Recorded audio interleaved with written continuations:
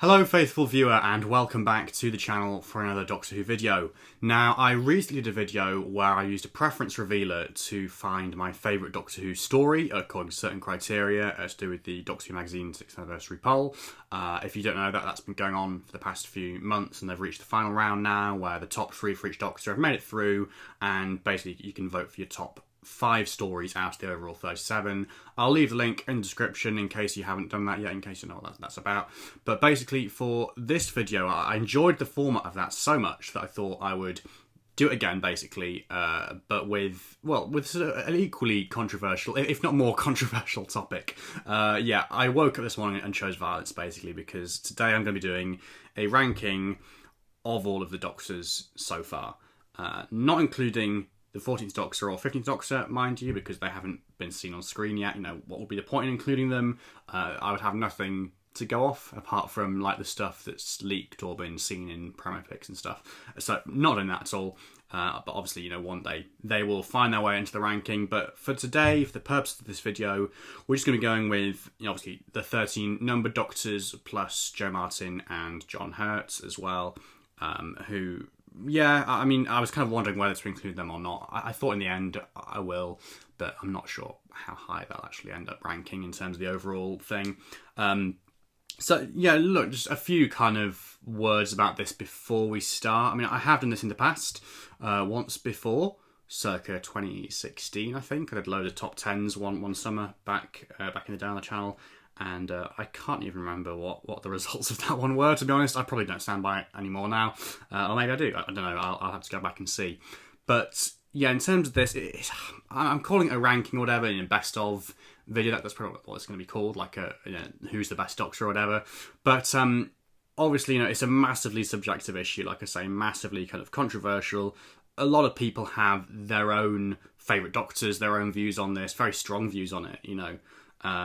And yeah, that's kind of all I'd say, really. That this is going to be more about using the preference revealer to find out, you know, which Doctors have meant the most to me, almost. It's more a measure of that than anything else. I mean, I suppose that kind of is the same as the best in my eyes. You know, it's like a subjective thing, isn't it? But yeah, that's kind of what I would say, I suppose. You know, if this doesn't match up with your own ranking, I mean, it probably won't.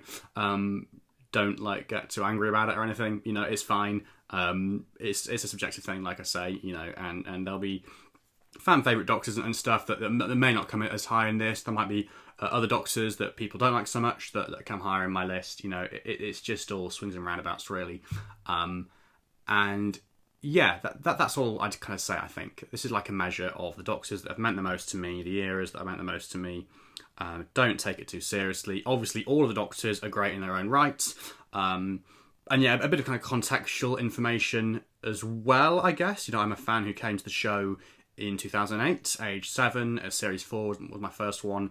So obviously, the new series Doctors have been very present in my overall kind of experience of Doctor Who. I have gone back to watch like 90% of the classics, and I've watched some of the reconstructions and animations and stuff for like the first 2 Doctors.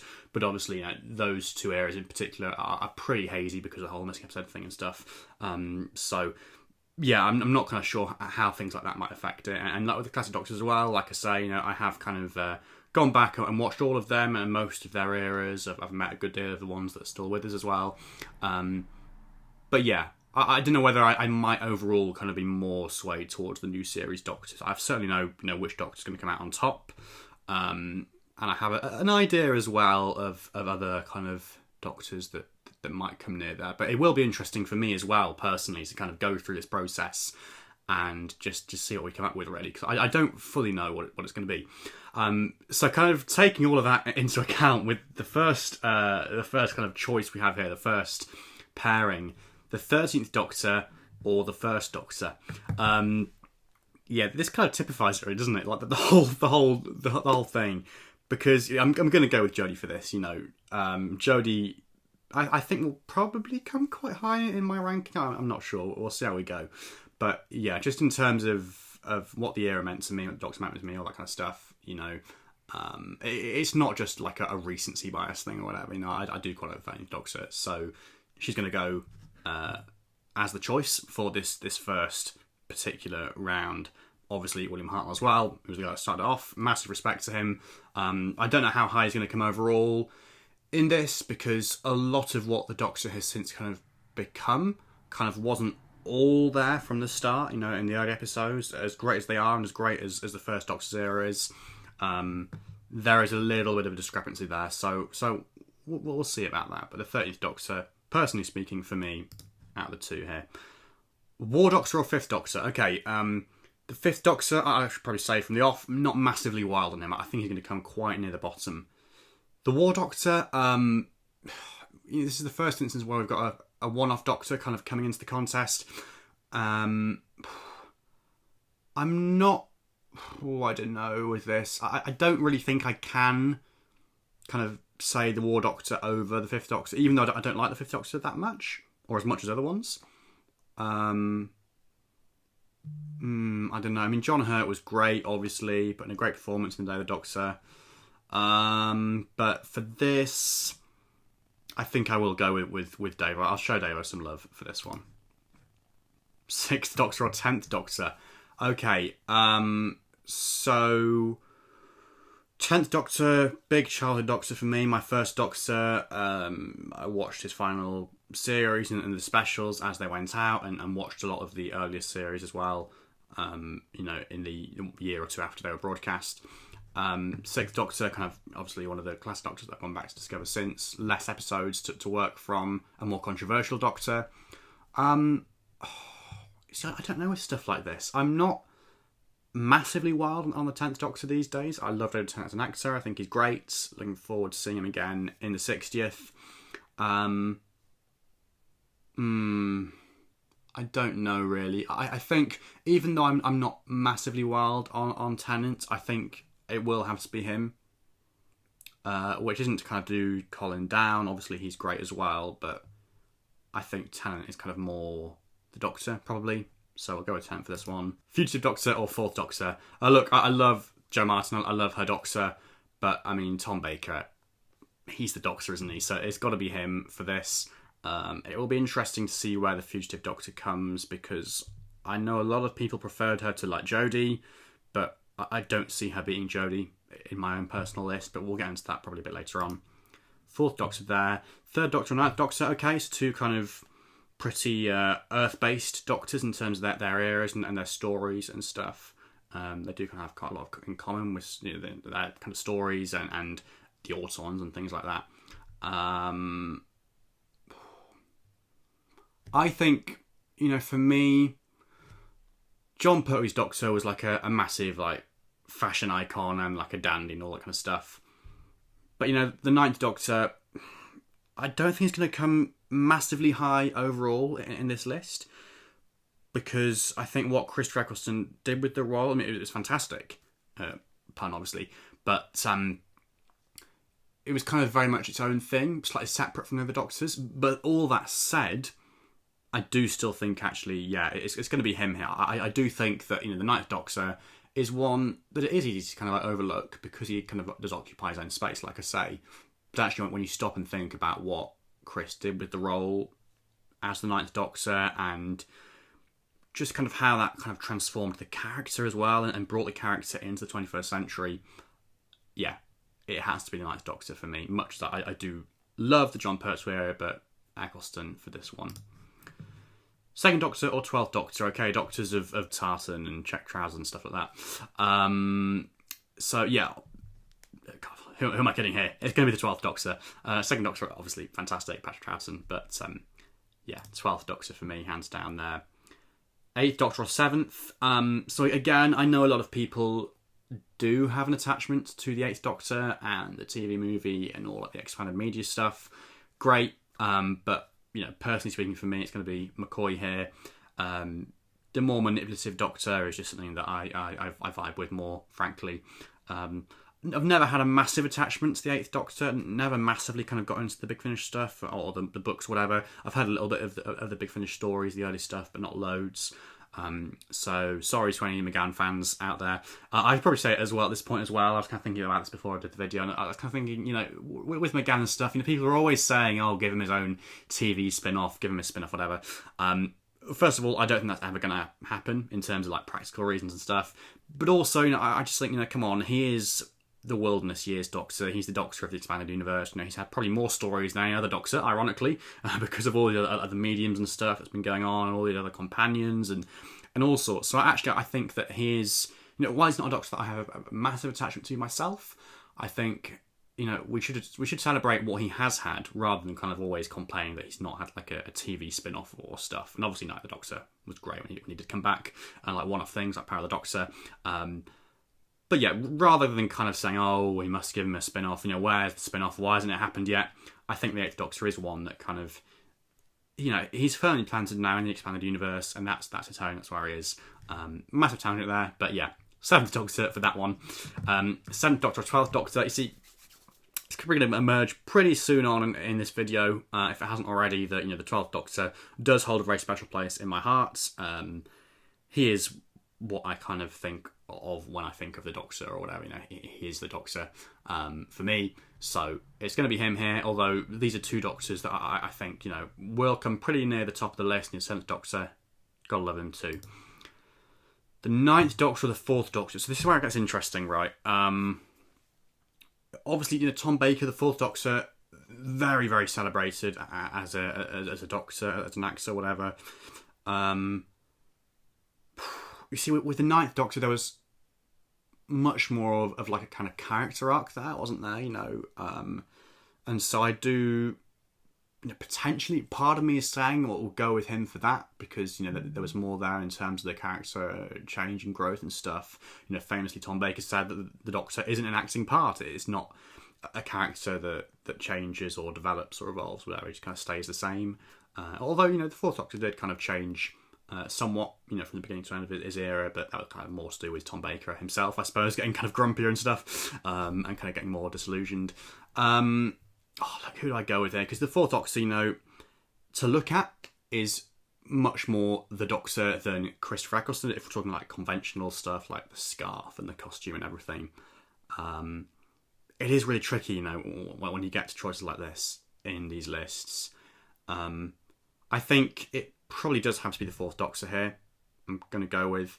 But I'm going to say now that he's possibly not going to be as high as other people might have him in the final ranking, but we shall see. 10th Doctor, 5th Doctor, the link here with Georgia Moffat, obviously. It's going to be the 10th Doctor here. 5th Doctor, like I say, isn't a Doctor I have a massive attachment to myself, sadly. 10th Doctor, while he isn't one that I still love quite as much as I did when I was a child, perhaps, he does hold a special place in my heart, and he was massively successful and very good. So, 10th Doctor. 10th Doctor or 4th Doctor? Oh, okay. This is interesting, isn't it? The two big titans as far as general consensus and the general public are kind of concerned in terms of their image of what Doctor Who is, and in terms of fans' idea as well of also of how the show is perceived. Probably, quite rightly, really. Who do I go with here? Oh, goodness, this is tricky. See, I've been rewatching a lot of series 2 and 3 recently, and a lot of the stuff there of Tennant, I could kind of take a leave, to be honest. And like in series 3, he is quite awkward with Martha and stuff. Obviously, it's part of the storyline. It's intentional, but it's not always necessarily very nice to watch. But then I suppose the 4th Doctor has his fair share of that as well, doesn't he? Like avoiding eye contact with his later companions and stuff after Sarah Jane has left. Oh, I don't know with this. This is so tricky. I think, what do I think? Do I go with Tennant for like the kind of nostalgia and the personal connection? I'm looking at them now, looking at a poster of them. Who do I go with? Tom Baker or David Tennant? I think I am going to go with... I think my heart is possibly saying Tennant. Do I really think that?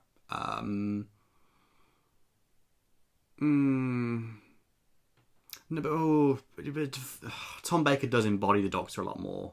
Well, David Tennant as well, but I think, yeah, I'm going to go with Tom here. I might regret it.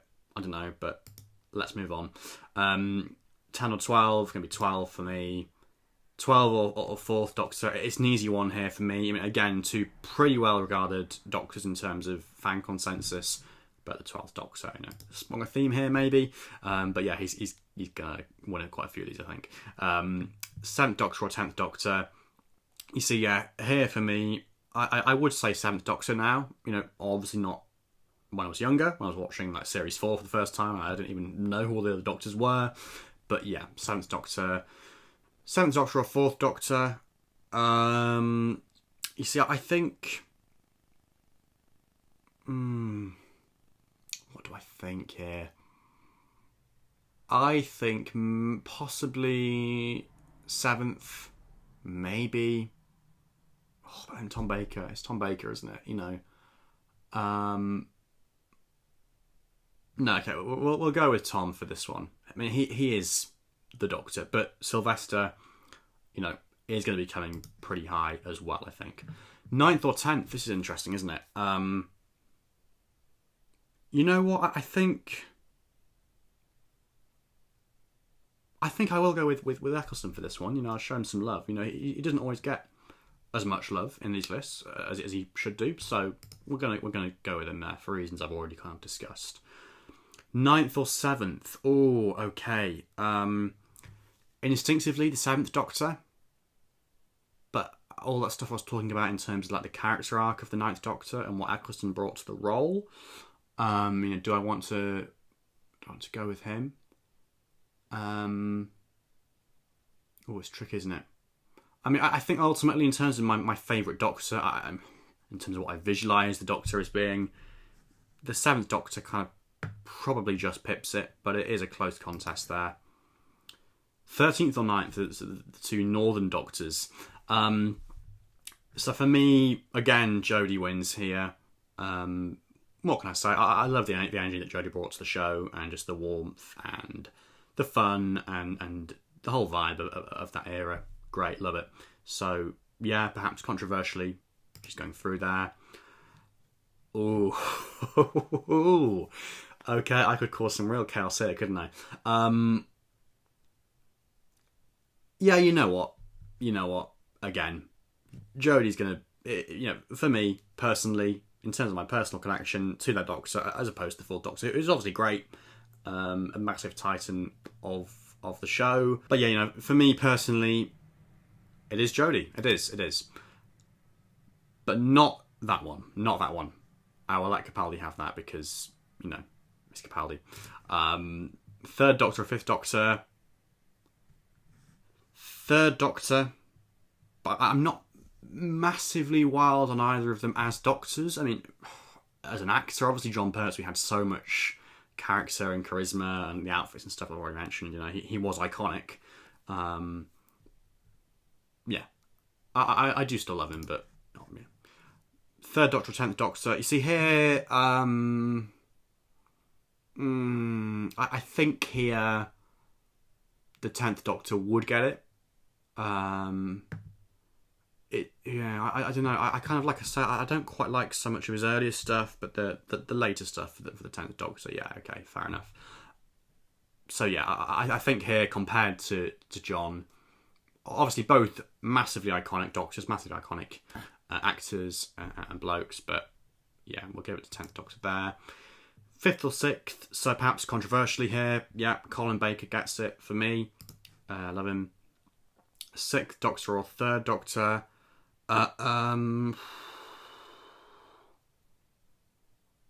Oh, it's tough, isn't it? What do I want to do here? We've got a Doctor who had quite a short run on TV versus one of the ones who had a longer run. Obviously, one of these Doctors is much more kind of controversial and unconventional than the other. But who do I kind of visualise more as the Doctor? Possibly Colin, actually, to be honest. Possibly Colin. What do I think? Yeah, I think I possibly do. I may regret that, but hey. So here, oh, you see, like I say, I do love the Fugitive Doctor. I love Jeff Martin. Do I love her more than Colin?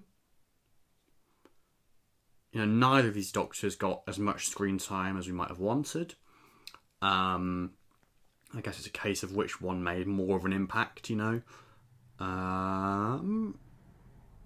I think I might show Jo Martin a little bit of love here just because, but like I've said earlier in the video, I'm not sure how high she can come overall because there just sadly is just so little to go off with her Doctor. But I did really love what we did see, so we'll go with it there. But not here. Eccleston gets that one. He is Eccleston. He's Chris Eccleston. What else can you say?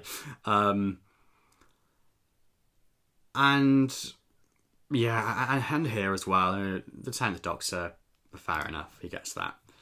8th or 6th. I think for me, probably the 6th. Yeah. I mean, maybe if I had kind of experienced more of the extra 8th Doctor stuff, I might love him more, but sadly, I just don't feel a massive urge to kind of rank him highly, put it that way. Although in this case, I probably would choose McGann. Would I choose McGann here? I think... I don't know, actually. Would I? The 5th Doctor had 3 years of stories on TV. Didn't make a massive impact on me in those stories, but... I don't know. I think it will be the 8th Doctor, but it's not quite as clear-cut, this one, for me. 8th or 3rd. For this one, I will give it to John Pertwee. I'll show him some love there. 11th Doctor, he's entered the fray now. Okay, I think that's all of them, just about now, that we've kind of seen crop up in one form or another. 11th Doctor here, yes, Matt Smith. I mean, he's not a Doctor actually that I kind of, that kind of occupies as much of my headspace nowadays compared to like when I was a child watching the era. But whenever I do kind of think about him and those episodes, like particularly like Series 5 and to some extent Series 6 as well, just the impact that his Doctor and his era had on me at the time, and just how good he was as well in terms of communicating the Doctor's age, but also like with this younger face and the youngest actor to play the part as well at that point, and still to this day, I suppose. He was marvellous, Matt Smith. Yeah, got to give him some love there. And here as well, I think, maybe it's my new series bias kind of showing through, but yeah, he gets it. Now, this is interesting, you see. The two kind of lively, energetic, quirky, flapping hands around Doctors, Jodie and Matt. Perhaps controversially, I think I will go with Jodie here. Just in terms of, like I say, headspace that these Doctors kind of occupy. It may be more of a recency thing, but, Jodie, for me, right now, in this moment in time, kind of is more the Doctor than Matt. Not that Matt wasn't the Doctor, obviously. I will say, I think with Matt, some of the stuff I did towards the end of his era perhaps kind of pushed me off a little bit. Like I didn't dislike the series like 7B stuff or whatever, or in terms of like the new costume or the slight kind of remoulding of the character, but I did kind of feel that the character became a little bit more generic. It was a shame that he kind of lost some of that stuff that was there in like series 5 and 6 as well. Yeah, so for me, Jodie gets this one, but here Matt will get that. Yeah, perhaps controversially, Tom Baker is indomitable, but I mean, he's also just another Doctor at the end of the day, and Matt Smith, for me is the one that I have the most attachment to out of the two.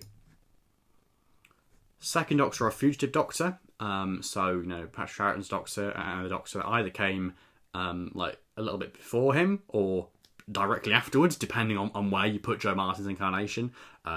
Personally, I think the whole season 6B thing with Joe Martin is a load of rubbish. I know lots of people love it though, fair enough, but the intention, I'm sure, from the time of child and everything, she's clearly meant to be like just before Hartnell or sometime before Hartnell. But anyway, we won't get into that here.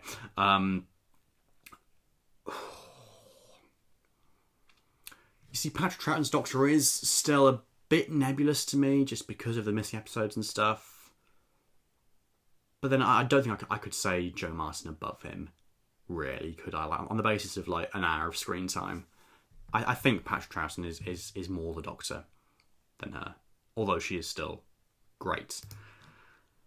Second or seventh, again, for me here, Patrick was great, but I think the Seventh Doctor is more familiar to me. It is more kind of, like I say, in terms of like occupying headspace and stuff. But they are both kind of renowned, very rightly so, for quite a lot of the same qualities as well, in terms of like manipulating their own enemies, or like putting on a facade of being like a clown or whatever, all that kind of stuff. But the Seventh Doctor, yeah, for me, out of the two, personally, gets that one. Second or 10th? Oh, okay. See, for me personally, I've said all that stuff about Patrick Troughton, but even so, actually, I think he kind of does encapsulate more of what the Doctor is for me than Tennant's, kind of, overall, on the whole. So I'm going to go with him before I change my mind. Second or 9th. See, again, Patrick Troughton, when I picture the Doctor, I picture him more than Eccleston. But Eccleston was brilliant, wasn't he? So I think actually for this one, I'm having rewatched Series 1 fairly recently and kind of been reminded of that. I think I'm going to go with Eccleston there. First or Fugitive, okay. So going right back to the early days of the Doctor's life, or, well, relatively speaking.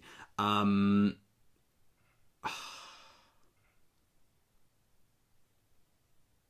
not sure I can honestly kind of pick Joe above William Hartnell for this, As I've said, the first Doctor wasn't kind of the finished product so much, just because of the character's evolution and also like the show's evolution as well. Yeah, I mean, I think I kind of have to go with him for this particular one. Like I might have said already, I'm not sure he's going to rank that highly overall, but it's good to show the first Doctor some love every now and again. So there we go. First or 9th. Do I go with the slightly more conventional Doctor, or the slightly more kind of, I don't know, closer to what I've just said? That the first Doctor isn't the finished product, but he is kind of closer to the idea of what the Doctor is than the 9th Doctor is. The 9th Doctor is very much more, like I say, a bit of a sidestep, a bit more unconventional. But Series 1 was very strong, and the 9th Doctor was very strong, and he was very good. I don't know. I think actually, maybe it's just like the anniversary stuff that's kind of clouding my my view at the moment. But I think I will go with Hartnell for this, which isn't to say that I don't like Eccleston by any means. I've praised him throughout this video, but yeah, I think in terms of my overall image of an idea of what the Doctor is, even though the first Doctor isn't that finished product, he is still more the Doctor than Eccleston, kind of, which isn't a bad thing, because Eccleston, part of what made it work with him is that he's not as conventional a Doctor. But yeah, I think for this overall it has to be Hartnell. But then that one does have to be Tom Baker. When they're in the end, now this is tense. And that one has to be Sylvester. Oh, and there we go. Okay, so this is very, very interesting indeed. We'll go through them from bottom to top. So in last place we do have the War Doctor. Not much of a surprise, sadly. like I say, John Hurt was great, but just in terms of this overall list, he doesn't stand too much of a chance, I don't think, kind of making it too high. We then had the 5th and 8th Doctors, and the 3rd Doctor as well, actually. The 3 Doctors that I'm not massively wild on, so again, not too much of a surprise there. The 6th Doctor in 11th place, so not at the very bottom, like he might be, or might have been traditionally for some fans' lists in years gone by. Then we reached the top 10. So the Fugitive Doctor has somehow managed to make it into 10th place. I don't know whether I totally agree with her being in the top 10. It's a bit of a surprise there, but hey. 10th Doctor in 9th place. It's probably about right for him. You know, for me, personally speaking, somewhere in the middle. You know, the 2nd Doctor in 8th place. The 9th Doctor in 7th place. So I showed him quite a lot of love in this video, I think, which is, yeah, kind of surprising. I kind of surprised myself with that. But it's great to see Christopher Eccleston getting some recognition there in the list. In the top 10. The 1st Doctor in 6th place. That's quite high. I wasn't expecting him to be so high. But then again, like, what can I say? He's a great Doctor, so I'm not kind of poo-pooing it or anything, but yeah. Then we have the top 5. So this is interesting. This is kind of, yeah, I think I do agree with this on the whole. Maybe not the exact ordering of it, but, you know. So 5th place, we have the 7th Doctor. 4th place, funnily enough, we have the 4th Doctor. And then my top 3 are the 3 most recent Doctors. Look, I mean, some people might say it's like a recency bias thing. A lot of classic series fans, you know, have like the classic Doctors at the top of their list, like the new series Doctors kind of either in the middle or kind of towards the bottom or whatever. You know, it's different for different people, right? And as a new series fan, you know, it makes sense to me. It is what I feel, kind of, you know, so take it or leave it. But yeah, my top 3 are the 3 most recent Doctors. So we have in 3rd place the 11th Doctor. We have in 2nd place the 13th Doctor. I wasn't sure she was going to make it that high up, but I thought she would be pretty high. And then, of course, in 1st place, we do, of course, have the 12th Doctor. Peter Capaldi himself, the man, the myth, the legend. It wasn't going to be anybody else at the top of my own personal list. He just embodies the Doctor, right? You know, it's not really one that I need to kind of explain. Loads of fans love him because he's himself a fan as well. He's got the whole package. You know, he was a fan of the show. He then became the Doctor. He was a brilliant Doctor. He was a kind of older actor compared to some of the other actors at the time when they played the role as well. So he had that much more of a presence, perhaps, much more gravitas, it was the right cocktail of ingredients, I think, at that time as well, you know, post the 50th, to have a Doctor who kind of understands what it is to be a fan and understands the show's legacy and stuff. He just, for me, yeah, and in terms of the on-screen character and how he evolves as well, the whole package just for me, is brilliant. So no surprise there for me particularly. But yeah, as for you at home, you know, do let me know in the comments what, you know, surprises you about this list. Who'd have put higher, who'd have put lower. Obviously keep it respectful. And I will leave a link to this in the description below so you can do your own rankings. And please do leave your own rankings down in the comments, you know, either just off the top of your head or by doing the preference revealer. It's an interesting way of doing it, kind of pitting Doctors against each other to kind of work out, you know, which ones you really do you know, prefer, and the results, you know, is this my own, you know, final result? You know, possibly not. I might tweak it a little bit, you know, afterwards, but the preference revealer does kind of give a relatively good idea of what's what there.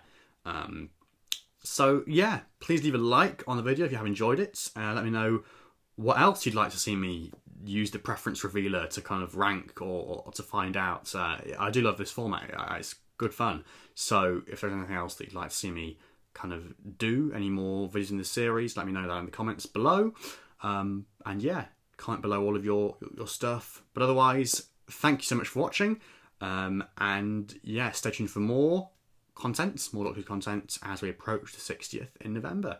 But otherwise, until the next one, thank you so much for watching, and goodbye for now.